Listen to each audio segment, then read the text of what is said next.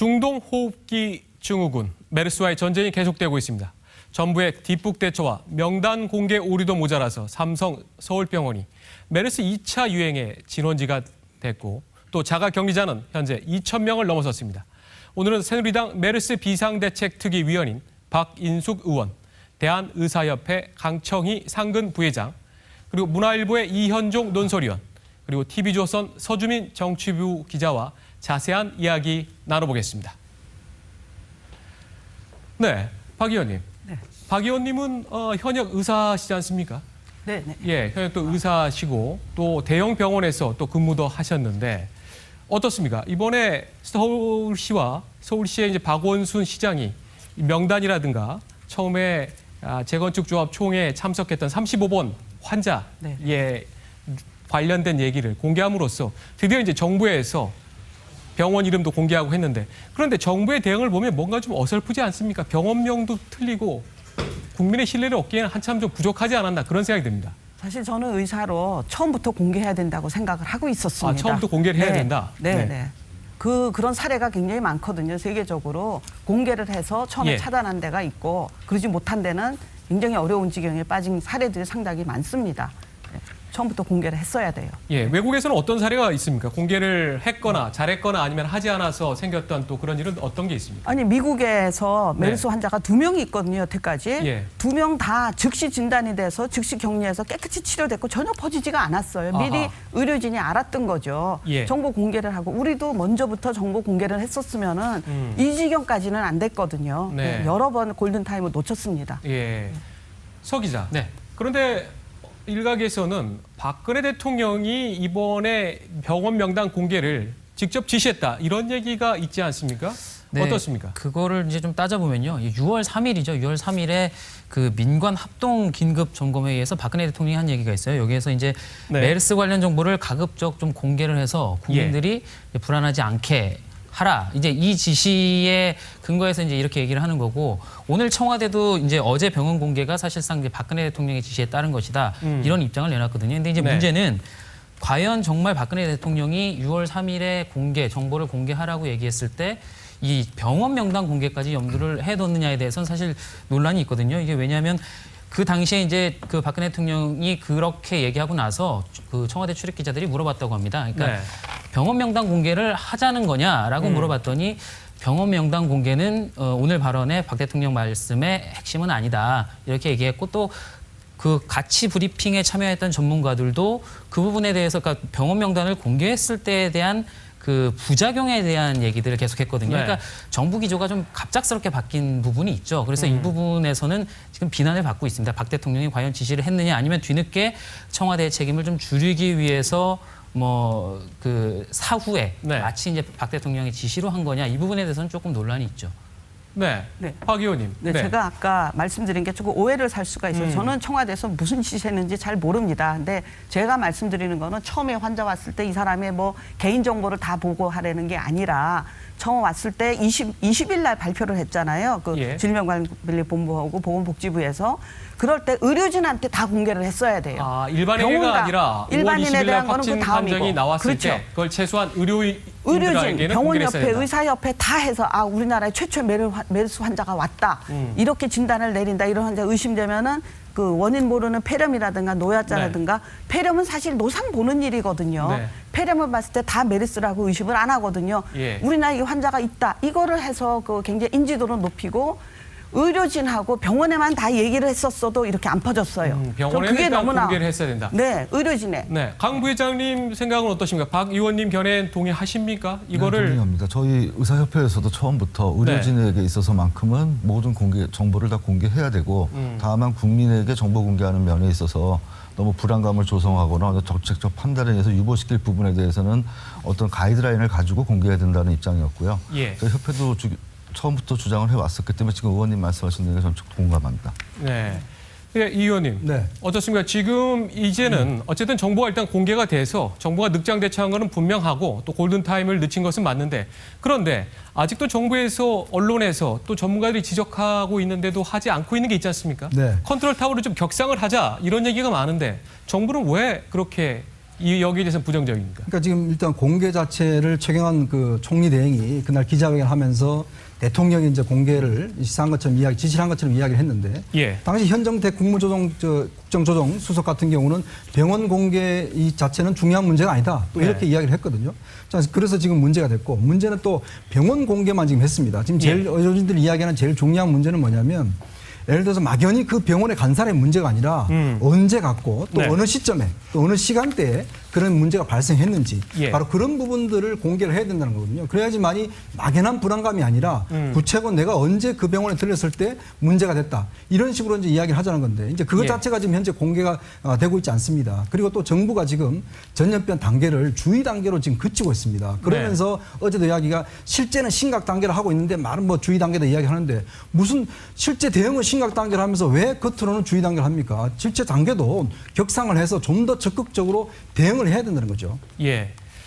오늘 아침에 청와대 출입기자의 보고를 받고서 저희뿐만 아니라 아마 다른 중앙 언론사의 정치부서에도 좀 혼란이 있었을 텐데 박근혜 대통령이 엠바고로 여기 범정부 메르스 대책 지원본부에 간다고 했는데 도대체 이 본부하고 중앙 메르스 관리 대책 본부하고는 어떻게 다른 건지 여기에 대해서는 일반 국민들은 알 수도 없고 또 설명을 해줄 때도 아마 청와대에서 여기에 대해서 명확한 이런 게 없어서 혼란을 일으켰는데 지금 현재 보면은 메르스와 관련돼서는 이렇게 크게 세 가지 중앙 메르스 관리 대책 본부가 있고 또 범정부 메르스 대책 지원본부가 있고 여기는 국민안전처 장관이 본부장을 맡고 있고 또 민관 합동 대응 TF가 있습니다.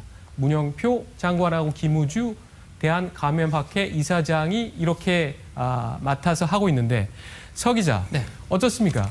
이 세 개의 기구가 이렇게 활동을 하다 보면 박희재 보건복지부 장관 또 국민안전처 장관 또 같은 장관급이란 말이에요. 그렇습니다. 이러면 좀 일사불란하게 국민들이 보기에는 저건 좀 말이 좀 맞지 않는 거 아니야? 이런 또 그렇죠. 느낌 좀 들지 않을까요? 예전에 어떻습니까? 고건 총리가 이제 뭐 사스 대응을 잘했다라고 하는 것도 사실은 그때 국무총리 2003년에요. 그렇죠. 국무총리가 어떤 컨트롤 타워 역할을 해서 그 당시에 이제 군의관이라든지 뭐 군 간호사라든지 이런 소위 그 군 병력까지 그 군 인력까지 동원이 됐거든요. 이게 가능했었던 건 결국에는 국방부 장관을 그 지휘할 수 있는 국무총리의 역할이 있었다라는 거죠. 그러니까 예. 사실 저희 취재 기자들 입장에서도 저게 굉장히 복잡한 게 자, 컨트롤 타워가 누구냐라고 저희가 취재를 했을 때 들리는 얘기가 다 다르다는 거죠. 그러니까 처음에 그 중앙메르스 관리대책본부가 먼저 생겼고 이것도 이제 계속 격상이 됐죠. 원래는 질병관리본부장이 하다가 차관이 하다가 장관으로 격상이 됐고 그 이후에 이제 범정부 메르스 대책 지원본부가 나왔을 때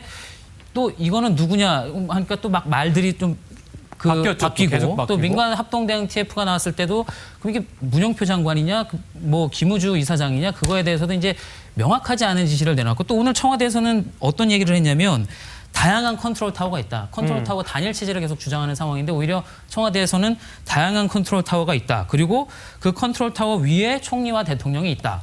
이게 그러니까 누구냐라는 부분에 대해서 계속 설명이 좀 바뀌는 부분이 굉장히 혼란을 좀 가중시킨다는 거죠. 이 의원님, 네. 여기서 컨트롤 타워가 나오니까 저는 참 아쉬운 게 청와대는 컨트롤 타워가 아니다라는 얘기를 하는데 물론 기능적으로는 그 말이 맞을 수가 있는데 그런데 우리가 생각을 조금 1년 전으로 또 되돌이켜 보면 세월호 사태가 발생했을 때도 당시 비슷한 사태가 또 있지 않았습니까? 네, 그렇죠. 네. 사실 컨트롤 타워가 여러 개 있다는 건 참 말이 안 되는 이야기입니다. 그래서 국가적 재난 사태와 이런 전염병 사태, 지금 전국적 사태 아니겠습니까? 예. 이런 사태에 단일한 지도 체제가 없다는 것 자체가 예. 이것 자체가 문제라 보고 지금 보면 국민안전처 장관이 범정부 메르스 대책 지원본부장입니다. 여기서 무슨 일을 했는지 아십니까? 지난 토요일 아마 여러분들이 다들 문자를 받으셨을 겁니다. 긴급 문자를 받으셨는데 네. 그게 딱 세 가지가 있습니다. 손 씻으세요. 사람들 접촉하지 마세요.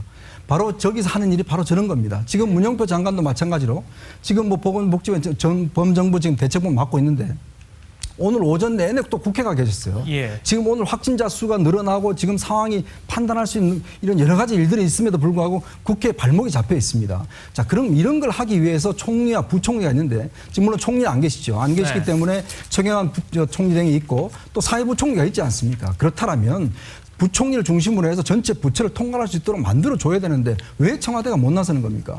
저는 이 부분에 대해서 지난번에 과거의 실패에 대해 또 못 빼고 있다는 지적하고 있습니다. 네, 청와대가 이 부분은 참 정말 기교를 드려야 된다고 생각하는데 박 의원님 이제 여기서 조금 더 저희가 집중적으로 메르스의 어떤 의학적인 부분을 한번 좀 살펴보고 가겠습니다. 마침 또 현역 의사시기 때문에 지난주에 제가 하나 깜짝 놀란 게 생각을 해보니까 저희 프로그램에 터키에서 파견된 알파고 씨가 나와서 얘기를 하는데 터키에서 1년에 사우디아라비아로 자 메카 참배를 하러 가는데 40만 명이 왔다 갔다 한다. 40만 명이 왔다 갔다 하는데 거기에서 불과 메르스 감염 환자는 2~3명밖에 되지 않았다라는 얘기를 듣고 제가 깜짝 놀랐습니다.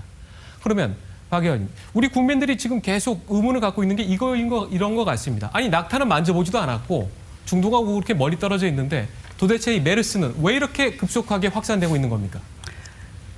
그게 우리나라 그 의료 전달 체계의 문제점이 지금 이거로 드러나고 있는 겁니다. 아니 근데 네. 저희가 터키도 물론 뭐 터키도 잘 사는 나라입니다만 근데 여러 가지 측면에서는 터키보다는 또 중동 국가보다는 저희가 그래도 보건 시스템이라든가 의료 시스템이 조금 더 나은 거 아닙니까? 아니 그러니까 밀폐된 공간에서 네. 이 한창 굉장히 그 상태가 나쁜 환자는 많이 뿜어내거든요. 예. 그 밀폐된 공간에서 다 퍼진 거죠. 그 메카로 저 성지 순례하는 사람들은 그거 굉장히 다른 상황이죠. 그러니까 다른 그거하고는 그렇게 비교하면 안 되고요. 우리나라 예. 응급실 아시잖아요. 예. 얼마나 밀집돼 있어요. 그런 공간에서 이 환자가 그냥 뿜어내는 거를 바로 옆에서 그렇기 때문에 그 우리나라 그 의료 응급 체제 그거가 또 굉장히 특징이고 우리나라가 좀 굉장히 병원이 바쁘잖아요. 네. 그러니까 환자가 너무 바글바글 하잖아요. 네. 그런 데서 지금 퍼진 거죠. 강 부회장님의 분석은 어떻습니까? 왜 도대체 대한민국에서만 이렇습니까? 저희가 초기 대응이 잘못됐고요. 초기 대응이 잘못돼서 그렇다. 확산을 막기 위한 정부의 대책이 미흡했고 예. 그 실천 과정도 문제가 있었고 정보 공개도 늦었기 때문에 이렇게 확산했다고 봅니다. 예. 저희 근데 큰 이유는 아까 의원님께서 말씀하셨지만은 네. 병실의 구조입니다. 저희는 다인실 위주의 병실 구조로 되어 있고 네. 다인실 자체도 앞으로 더 80%까지 대형병을 늘리라는 정책적인 어떤 목표 하에 진행이 되고 있기 때문에 예. 그런 것이 개선이 되지 않는다면 이런 감염성 질환에 대해서 위험성은 계속 증가할 것입니다. 또 한 가지 저희 나라의 특징이 보호자가 병실에 상주하고 있습니다.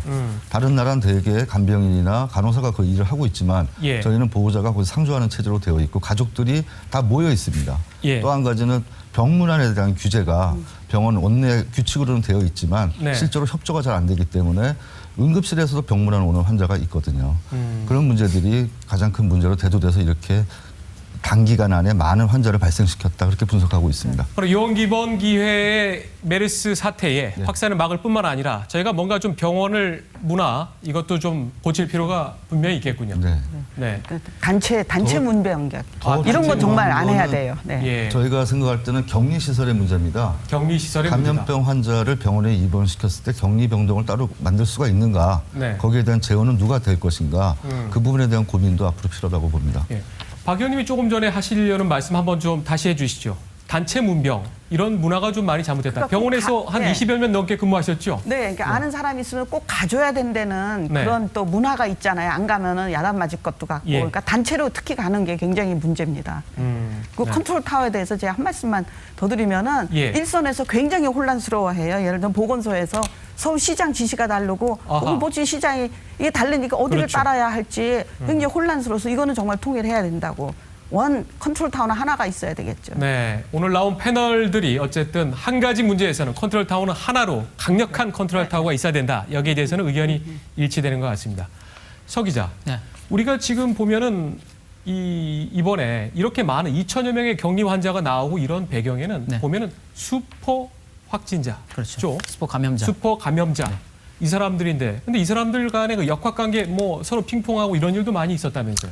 그렇습니다. 그거 이제 응급실끼리 서로 이제 주고받고 이런 예. 내용들이고 예. 추가적으로 그거에 앞서서 이 표를 먼저 좀 설명을 한번 드리겠습니다. 네. 이게 지금 보면 메르스 전파 경로를 이제 어떤 그물망 형식으로 보여주는 건데요. 예, 조선일보에서 그래픽을 참 잘 만들었습니다. 그렇습니다. 오늘 지금 23명이 나왔는데 지금 이게 오늘 것까지는 이제 포함이 안 된 것 같고 여기서 이제 주목해야 봐야 할 이제 환자가 네. 1번 환자 그리고 여기 14번 환자, 16번 환자 이 세 환자입니다. 그러니까 이른바 감염력이 아주 높은 언론에서 이제 슈퍼 감염자라고 부르는 예. 슈퍼 감염자, 슈퍼 환자들이죠. 네. 근데 이 사람들의 이제 이동 경로를 따라서 이제 계속 추가 확진자들이 나오는 겁니다. 예. 그러니까 일본 최초 슈퍼 감염자 1번 환자에서 네. 이 평택 성모병원에서 같이 있던 14번, 16번 환자가 또 다른 새로운 그 슈퍼 감염자가 돼서 네. 이분들이 삼성 서울병원으로 옮겨서 추가적으로 나왔고, 그다음에 16번 환자가 이제 대전으로 옮겨서 대전에서 또 다른 슈퍼 감염자가 된 거죠. 14번 또 환자는 특히 이런 방역 당국에 네. 좀 소홀한 틈을 타서 시외버스를 타고 또 서울로 그렇습니다. 올라오지 않았습니까? 그렇습니다. 그리고 그 이제 아까 이제 표에서도 잠깐 보셨지만 이제 14번 환자 같은 경우 지금 오늘 추가로 발생한 그 감염자 추가 확진자들은 모두 23명인데 그 가운데 17명이 이제 삼성 서울병원에서 나왔단 말이죠. 예. 그리고 평택병원에서는 한 명도 추가 확진자가 나오지 않았습니다. 이 말은 이제 삼성 서울병원이 새로운 제2차 그 감염의 진앙지가 될 수 있다, 이런 부분들을 좀 설명을 해주는 부분이라고 볼 수 있죠. 참 안타까운데요. 박 의원님.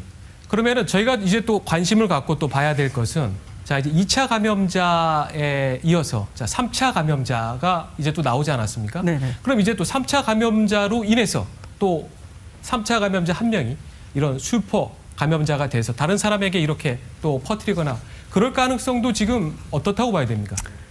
없다고 할 수는 없죠. 네, 지금 이미 병원, 큰 네. 병원 하나, 또 2개 삼성병원, 이제 또 그다음이 어느 병원으로 될지는 모르는데 예. 사실 여태까지 나온 논문에는 1차, 2차, 3차를 가면서 이게 전염력이 약해진다고 그러는데 지금 우리가 보는데 그렇지가 않거든요. 네. 그러니까 나올 가능성이 있지만 삼성에서 한 환자들은 이제 요번 주쯤이 이제 예. 고비가 되지 2주. 그 다음에 또 났을지는 그건 알 수가 없는 게 이 잠복기 때 이 사람들더러 격리를 하랬는데 돌아다닌 분들이 많이 계시거든요. 네. 그러니까 이게 좀 국민의 협조도 굉장히 중요합니다. 아하. 그러니까 의학적으로 볼 때 아마 낫기는 하겠지만 전혀 배제할 수 그렇죠. 없다. 이게 네네. 지금 정답인 상황입니다. 아무도 통계를 몰라요. 네. 강 부회장님, 저희가 또 하나 여기서 잠깐 세계보건기구 WHO 합동조사단이 우리 정부와 메르스를 공동 조사하기 위해 입국했습니다. 지금 현재 입국해서 자동차에 지금 타고 있는 장면을 보고 있는데요. 합동조사단에는 WHO 본부의 바이러스와 감염 예방 전문가들을 비롯해서 중동에서 메르스 방역에 참가했던 공중보건 전문가 등이 참여하게 됩니다. 합동조사단은 메르스 최초 환자가 입원했던 평택 성모병원을 둘러보고 또 관련 정보를 수집해서 감염 경로와 원인 등을 조사할 예정인데 정말이지 여기에서 조금 대한민국을 좀 더 망신시킬 수 있는 그런 일들은 좀 더 안 나왔으면 좋겠는데 강 부회장님 아까 저희가 처음부터 좀 얘기를 전해드린 대로 10대 확진자가 지금 나왔단 말입니다. 네네. 16살의 학생인데 면역 체계가 원래 좀 강하기 때문에 네. 좀 괜찮을 거다. 사실 저도 그 나이 또래하고 좀 비슷한 저희 아들이 한 명 있어서 네. 너희는 문제 없을 거다라고 얘기했는데 이 사태는 이건 어떻게 받아들여야 됩니까? 그래서 지금 감염됐던 환자가 10대이지만 응급실을 방문해서 병문 안차 갔다가 거기에 2차 감염된 케이스이기 때문에 이 사안에 대해서 앞으로 10대 감염자가 증가할 것이다 이렇게 보기는 어렵습니다. 예. 그동안의 근접 접촉이란 감염과 크게 다르지는 않습니다. 근데 한 가지 제가 여기서 말씀드릴 거는 아까 슈퍼 감염자라는 표현들이 언론에서 자꾸 나오는데 예. 저희 감염병 그 환자에 대해서는 사실 인권 보호가 필요한 부분이 있습니다. 자기가 걸리고 싶어서 걸린 게 아니라 피해를 입어서 걸리게 그렇죠. 되는 부분이기 때문에 그 사람이 잘못해서 옮기고 다닌 것이 아니라 결국은 관리가 소홀했기 때문에 전파의 어떤 질환지가 됐거든요. 예. 그 부분에 대해서 슈퍼 관리자랑 감염자라는 표현 자체가 좀 부적절하다. 저희 협회는 그렇게 보고 있습니다. 네. 그런데 워낙 또 언론에서 이 한 사람으로 인해서 사실 많은 어떤 또 감염 환자가 나왔기 때문에 거기 이런 표현을 좀 쓰고 있는데 그런 측면도 분명히 있다고 생각을 합니다. 슈퍼 감염자, 일단 여기서는 좀 어쩔 수 없이 좀 더 써보겠습니다. 슈퍼 전파자로도 불리는데 14번 환자로 인해서 감염된 환자가 34명입니다. 그런데 이 환자들이 조금 어처구니 없게도 대한민국에서 제일 괜찮은 병원으로 저희가 꼽고 있는 그중에 하나인 삼성 서울병원의 허술한 대처가 정말 도마 위에 오르고 있습니다. 이와 관련된 녹취를 한번 들어보시죠. 이 14번 환자가 메르스 환자에 노출되었다는 정보는 27일 내원 당시에 환자도 모르고 있었고 저희도 모르고 있었습니다. 환자들 숫자도 많고 가족들 숫자도 굉장히 많습니다. 하지만 그 3일 동안 노출된 기간 동안에 누가 노출된지 알 수가 없는 상태라서 앞으로 추가 감염자가 나올 확률이 많습니다. 네, 삼성 서울병원은 메르스 증상 환자가 실려왔음에도 또 폐렴 환자로 취급해서 사흘간 격리도 안 하고 감염된 의사도 확진 판정 이틀 뒤에나 공개했습니다. 이건 삼성 서울병원답지 않은 너무 아니라고 소극적 대응 아닌가요? 일각에서는 이런 얘기도 합니다. 만약 이건희 삼성 회장이 지금 병원실에 입원해 있지 않으면 아마 호통을 치지 않았겠느냐 이런 얘기도 하는데 또 지금 삼성 서울병원은 확산을 막기 위해서 일시적으로 또 폐쇄해야 한다는 주장까지 나오는 상황이 됐습니다. 네, 서 기자, 네. 한번 다시 좀 나와서 네. 설명을 한번 해주시죠. 서울 대형 병원들이 메르스 의심 환자를 서로 떠넘겼다고 하는데요. 서 기자, 네. 서 기자가 한번 나와서 이와 관련된 사례를 한번 또 자세하게 좀 설명을 한번 해주기 바랍니다. 지금 표를 보시면 예, 그 75세 여성입니다. 지금 확진 판정을 받았고요. 다행히 뭐 지금은 이제 크게 위중한 상태는 아니라고 합니다. 아, 그래요? 그러니까 이 환자, 다행입니다. 예, 이 환자가 이 5월 27일에서 28일 그 삼성 서울병원에서 그 수술을 받습니다. 골수암 수술을 받았는데 네.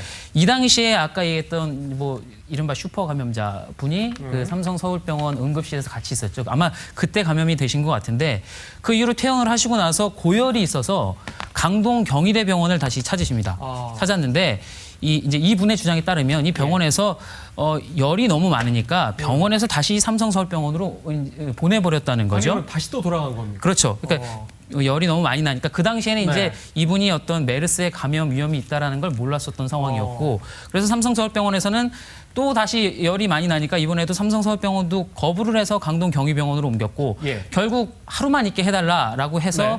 그 다음날 건국대병원에서 이제 치료를 받았고 결국에는 1차 양성 판정을 받았다는 겁니다. 근데 이제 오늘 보건복지부가 이 부분에 대해서 브리핑을 했었거든요. 근데 네. 보건복지부의 얘기는 어떤 식으로든 의료 거부 행위는 안 된다. 의료법에 따라서 조치를 취할 거다. 다만 이번 경우에 있어서는 예.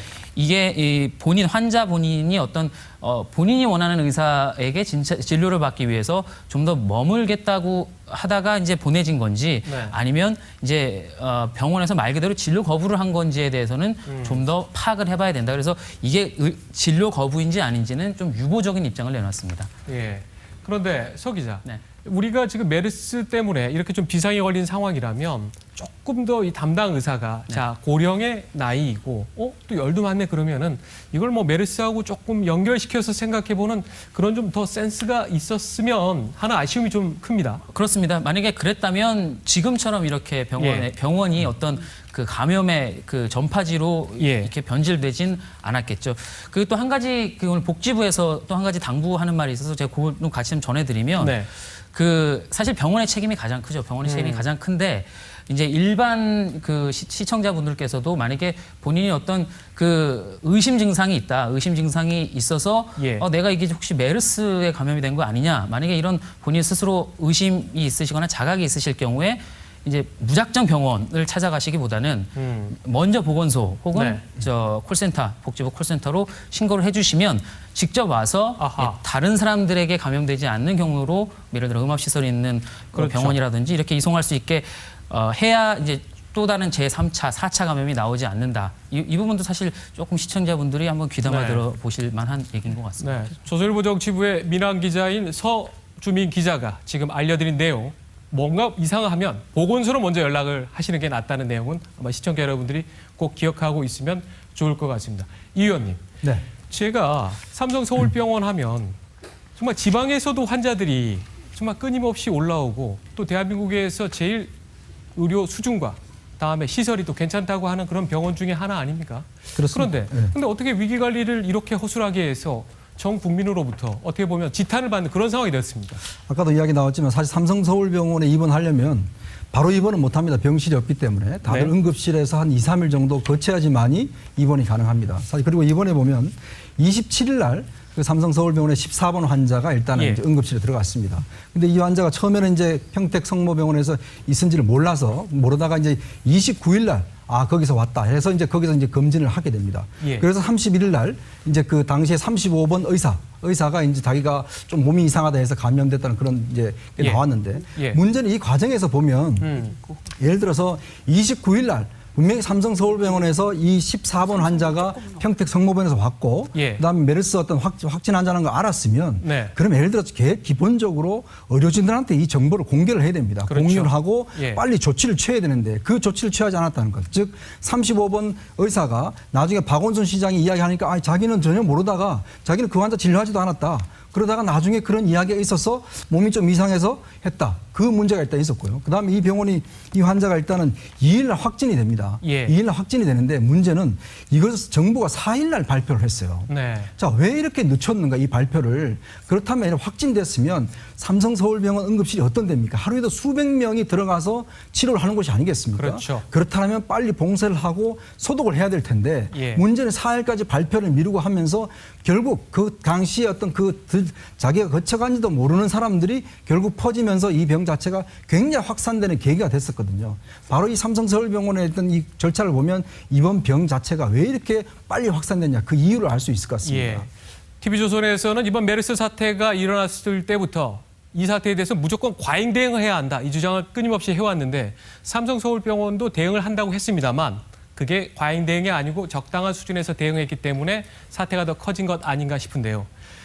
새누리당의 박인숙 의원님은 여러 패널들을 제가 봅니다만 정말 본인이 이번에 꼭 이 얘기는 하고 싶으셔서 파넬까지 만들어 직접 자료를 만들어 오셨는데 네, 저는 이제 한번 설명해 여러 군데 주시죠. 잘못된 게 있지만 가장 중요한 거는 정부에서 정보 공개를 안 한 거예요. 의료인들한테조차도. 네. 그러니까 처음에 1번 환자가 갔을 때 이거는 예. 조처를 잘했죠. 카메라가 잘 나오게 한번 이렇게 세워주시죠. 그러니까 20날, 예. 5월 20일 날 그 정보 언론에 다 나왔잖아요. 이때 네. 질병관리본부와 확진 환자가 보건복지부는 처음 나온 날이죠? 뭐를 네. 했어야 되느냐. 역학조사를 시작해야 되고 예. 의료진에 다 알렸어야 돼. 그때만 알렸어도 이 다음 환자가 왔을 때 네. 14번 이분이 왔을 때 걸렸거든요. 안 걸렸어요. 네. 그리고 29일 날 9일 동안 몰랐고 9일 동안 아무 일도 안 됐거든요. 예. 그러니까 저는 이 14번, 16번 환자가 이 질병관리본부에서 이 알리지 않은 상황에서 이렇게 돌아다닌 거예요. 예. 그게 너무 억울해서 삼성에서도 물론 1번 환자 봤을 때 다들 언론했으면은 조금 막았을 테지만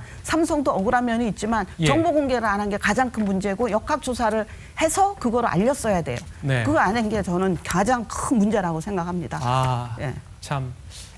이게 뼈저린 실수를 했다라고 청와대 고위 관계자도 그런 얘기를 했는데 정말 처음에 대응이 잘 됐었더라면 하는 생각이 듭니다. 강 부회장님, 네. 조금 전에 서주민 기자가 네. 이 환자를 핑퐁 하다가 결국 또 위험할 수도 있었던 상황인데 이런 상황을 그러면 막으려면 구체적으로 좀 어떻게 해야 됩니까? 그 앞에 내용이 조금 다른 부분이 있어서 제가 부연 설명을 해드리고 그래요? 말씀을 네, 드리겠습니다. 지금 78세 환자의 경우에 삼성의료원에 응급실 내원했을 때 14번 환자하고 접촉이 있었고 예. 그때 감염이 의심되지만 그걸 모르는 상황에서 퇴원했다가 다른 요양병원에 갔다가 다시 이제 입원하는 과정에서 서로 병원을 옮겨 다니는 케이스입니다.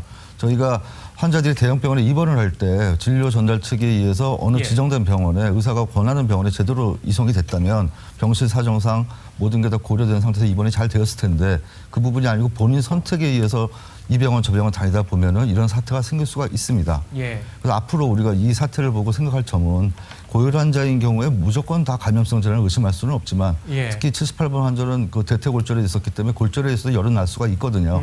그런 부분에 대한 배제 진단은 필요한 부분이지만 앞으로 어떤 고혈이나 이런 메르스나 모든 면에서 격리가 단기간이라도 필요한 환자는 응급실 차원에서 격리가 되어야 된다는 것이 저희 생각입니다. 알겠습니다. 현재 오늘로 자가격리 대상자가 2,000명을 넘어섰습니다. 그런데 보건당국은 이들에 대해서 철저하게 대응을 하고 또 1대1로 이렇게 맨투맨 마크를 하고 있다는 이런 입장만 내놓고 있는데 관련 녹취를 한번 들어보시고 또 얘기를 나눠보겠습니다. 들에 대해서는 저희가 보건소를 통해서 설명을 하고 명확하게 지침을 주면서 하루에 2차례 모니터링을 하고 있는데 그런데 이 의원님, 네. 정부에서도 정말 밤잠 안 자고 열심히 또 노력하고 있는 모습은 저희가 알고 있고요. 그런데 왠지 국민들이 보기에는 아직 안심이 안 되는 게 자가격리 대상자가 울릉도에까지도 다녀왔다. 네. 이런 얘기도 있지 않습니까? 이거를 개인의 시민의식이 아직 우리나라가 조금 제가 판단하기로는 성숙하지 않은데 이걸 각 개인에게만 맡겨놓으면은 또 이분들이 언제 슈퍼 감염자가 될지 모르는 거 아닙니까? 제일 오늘 황당한 장면은 뭐냐면 이제 박인선 의원 국회에서 오셨지만 예. 오늘 유이동 의원이 대정부 질의를 했습니다. 평택이 이제 그 지역구였는데 이분이 이제 네. 평택 성모병원에 들렸었던 모양이에요. 예. 그래서 복지부에서 능동 감시 대상자로 지정이 됐는데 예. 그래서 이분이 이제 보건소에 전화하니까 자가격리 대상자라고 이제 그렇게 통보를 받았다는 겁니다. 예. 근데 자가격리 대상자면 당연히 집에 계셔야 되고 또 보건소에서 허락을 해야지만이 되거든요. 네. 근데 문제는 오늘 이 대정부 질의에 나오셨어요. 예. 그래서 문영표 장관을 상대로 해서 제가 도대체 자가격리 대상입니까? 능동격리 대상 이렇게 질문을 하셨거든요. 네. 근데 만약에 그분이 자가격리 대상이었으면 거기 오는 것 자체도 아주 우스운 이야기거든요. 예. 그렇다면 거기에 질의했던 분들 다 마이크 똑같은 거 쓰지 않았었습니까? 그렇다면 그분을 또 의심할 수 있는 그런 부분이 있거든요. 예. 자, 국회의원 분들마저도 자가격리 대상에 대해서 이렇게 허술하게 생각하고 있는데 예. 지금 최근에 이제 그 자가격리 대상 통보를 못 받은 이제 전화 통화가 안 돼서 한 분이 울릉도 여행을 가셨는데 예. 나중에 전화 추적을 해보니까 울릉도에서 여행을 하고 계셨다는 거예요. 그래서 울릉도 경찰이 가서 그분을 급히 데리고 오려고 그랬는데 또 올라니까 같이 배에 탔던 분들이 도저히 저 사람 타면 우리가 못 타겠다. 아하. 그렇게 해서 다시 행정선으로 갈아타고 예. 다시 오셨다는 거죠. 그리고 또 다른 분은 필리핀 여행을 이 의사 부부인데 이분들이 아마 확진 환자를 치료했던 분인가 봐요. 네. 필리핀에 또 1박 2일 여행을 다녀오셨다고 합니다. 그래서 또 이 격리 대상이 됐다고 하는데 네. 이렇게 허술하게 관리가 되고 있습니다. 예. 황 부회장님. 네. 그러면 자가격리 대상자는 어떻게 해야 됩니까? 여기에 대한 수칙을 협회에서 지금 내놓지 않았습니까? 네, 저희가 7가지 수칙을 만들어 놓은 게 있습니다. 예. 그 첫 번째가 그러니까 재택에서 격리 상태에서 지내야 되신다는 부분하고 자택 내에서도 다른 가족과는 좀 떨어져 있는 것이 좋다. 그다음에 마스크 착용 문제, 또 생활용품은 같이 쓰지 말아달라는 부탁, 또 증상을 지속적으로 관찰해야 된다는 내용 등으로 7가지 기준을 만들었는데 사실 정부가 자가격리를 시킬 때 이런 예. 지침들이 마련이 되었어야 되고 그게 또 전달이 되었어야 되고 확인이 되었어야 되는 부분입니다. 그것이 없었기 때문에 저희 협회가 나름대로 만들어서 대국민 홍보를 하고 있습니다. 예. 오늘 국회에서 메르스 관련해서 긴급 현안 질의가 열렸습니다. 국회가 정치인들이 하도 욕을 먹다 보니까 이번 사태에 대해서는 우리가 좀 잘해보자라고 해서 4+4 회의, 여야 회의를 하고 또 그에 따라서 오늘 긴급 질의가 이루어졌는데 문영표 보건복지부 장관이 오늘 출석했는데 마치 청문회를 방불케 했습니다. 새정치민주연합의 전병헌 의원의 따끔한 일침을 한번 들어보시죠. 그런 조치를 취했는데 왜 사태가 이 지경까지 된 것입니까? 네, 좀 더 세밀하게 세심하게 신경을 썼어야 된다고 생각합니다. 정확하게 답변하세요. 실패 아니에요. 저희들이 부족한 점이 있었고 했기 때문에 계속 보완을 해 나가고 있고 메르스 공포의 진원지이자 비상사태의 근원지는 정부의 무능과 무책임, 무개념의 총체적 산무정권의 결과물이라고 아니할 수 없습니다. 서 기자, 아침에 저 상황을 국회에서 보고 오지 않았습니까? 네. 전병헌 최고위원이 예전에 민주화운동 할 때 그 기세처럼 어제 깜짝 놀랐는데 호통치고 네. 문영표 보건복지부 장관은 이번 사태가 마무리되면 수습이 되면은 사퇴해야 된다 이런 얘기가 지금 많이 나오고 있는 것 같아요. 어떻습니까? 의원들 특히 이제 야당 의원들 중심으로 아무래도 초기 대응 부분에 문제가 있었고 또 이 연금 전문가다 보니까 이번 아하. 사태를 뭐 제대로 대처하지 못했다 예. 이런 말들이 많아서 이제 그런 책임론들을 계속 제기하고 있습니다. 예. 박 의원님은 판단은 어떻습니까? 문영표 보건복지부 장관이 초동 대처에 다 잘못했다라는 것은 알고 있는데 박 의원님은 문영표 보건복지부 장관이 앞으로 좀 어떻게 좀 중점을 맞춰서 이 사태를 좀 수습해야 된다고 그러니까 저는 생각하십니까? 아까도 맨 처음에 이렇게 제일 중요한 게 정보 공개가 없었고 그다음에 컨트롤 타워가 그냥 말만 컨트롤 타워가 아니라 네. 예산 집행권 지금 네. 굉장히 많은 물품이 필요해요. 예산 집행권, 인력 배치 이런 파워가 있는 힘 있는 또 전문성이 있어야 되는 그런 컨트롤 타워가 있어야 됩니다. 근데 예. 별로 그런 걸 보여주지 못하고 있는 게 지금 걱정입니다. 예. 그 지금 컨트롤 타워 얘기했는데 격리병원 아까 어디로 갈지 막 핑퐁을 하잖아요. 어느 병원으로 갈지 아무도 받으려고 안 해요. 받으면 그냥 병원 망하니까 아무 보상도 없이. 그런 거를 결정하려면 이 컨트롤 타워가 힘이 있어야 되는데 저는 이제 WHO에서 오신 분들도 격리병원을 가능한 줄여라. 아하. 사방에 다 전국에 다 하는 일이 아니거든요. 예. 이거를 하려면 강제성이 있으려면 이게 또 힘 있는 지도자가 있어야 돼요. 그렇기 때문에 저는 정보 공개와 그 컨트롤 타워가 좀 제대로 된 지금이라도 그걸 만들어야 된다고 생각됩니다. 아, 그렇군요. 이 의원님. 네. 전북에 순창군이 있지 않습니까? 네네. 전북 순창 고추장으로 좀 유명한 이제 그런 곳으로 또 알고 있었는데 모든 언론사에는 아침에 부장회의 또 편집회의라는 걸 합니다. 여기서 보도국장 또는 보도본부장 주재 하에 그날 일어날 일을 중요한 이슈를 어떻게 다룰 거냐고 하는데 오늘 아침에 TV조선 보도본부에서는 전북 순창군의 대응이 청와대보다 나은 거 아니냐 이런 얘기까지 나올 정도로 전북 순창군에서 대응을 잘했다고 판단이 되는데 이 의원님 그 상세한 내용을 한번 소개를 해주시죠. 네, 이 지금 그 메르스 확진 받은 할머니께서 이제 자가 격리를 해야 되는데 이분이 이제 고향이 이제 순창이었던 모양이죠. 네. 이제 거기로 이제 무단으로 내려갔습니다. 가서 그것이 알려진 상황에서 황숙조 일단 순창 군수가 이 지역 전체를 봉쇄를 해버렸어요. 아. 이 지역 전체를 봉쇄를 하고 그러다 보니까 굉장히 이제 겁도 나고 또 주민들의 이제 불만이 많을 거 아닙니까? 네. 그래서 이 군수님이 일일이 찾아다니면서 애로사항이 뭐냐? 예. 그래서 이 군 차원에서 그분들 생필품을 지원을 하고 예. 또 당장 지금 농번기지 않습니까? 농번기니까 농사 일손이 없으니까 또 일꾼들 따로 군에서 마련을 해서 농번기 일을 도와주고 즉 그래서 그분들은 굉장히 불안에 떠는 그분들은 나름대로 안정을 시키고 네. 이런 두 가지 조치들을 굉장히 잘 하신 모양이에요. 그래서 즉 메르스가 더 이상 확산되지 못하는 조치도 하면서 국민들의 어떤 그런 여러 가지 어떤 이 안정적인 조치도 동시에 취했다는 것이죠. 네, 저희가 전북 순창 군수님을 한번 기회가 되는 대로 한번 전화 연결이든 한번 모셔보도록 노력을 하겠습니다.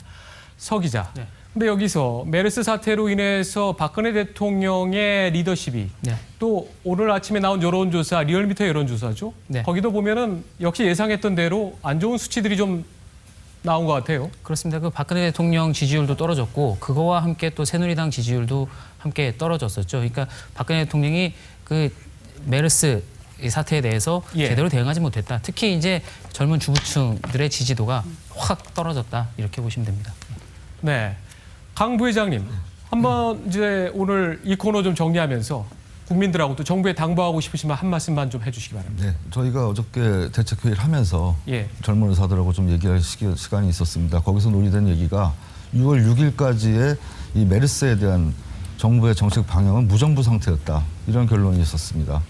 앞으로 지방자치단체와 정부가 합심해서 네. 컨트롤 타워를 하나로 해서 집중적인 힘으로 밀고 나갈 때 이 메르스에 대한 어떤 그 실제보다 높은 국민들의 불안감을 해소할 수가 있고 과도한 우리 대응에 대해서 어떤 좋은 결과가 나올 수 있도록 우리가 일상적으로 생각할 때는 과도한 대응이지만 보다 철저하게 더 이상의 확산을 막아야겠다는 것이 저희 생각이고요. 앞으로 더 중요한 것은 격리시설과 치료에 집중하는 문제입니다. 정부가 지금부터라도 격리시설을 철저하게 대비를 하고 치료 과정에서 의료진의 협조를 구하기 위해서 저희 협회나 전문가 단체라도 공조를 하는 모습을 보일 때 비로소 이 메르스 사태가 제대로 해결될 수 있다 이렇게 생각합니다.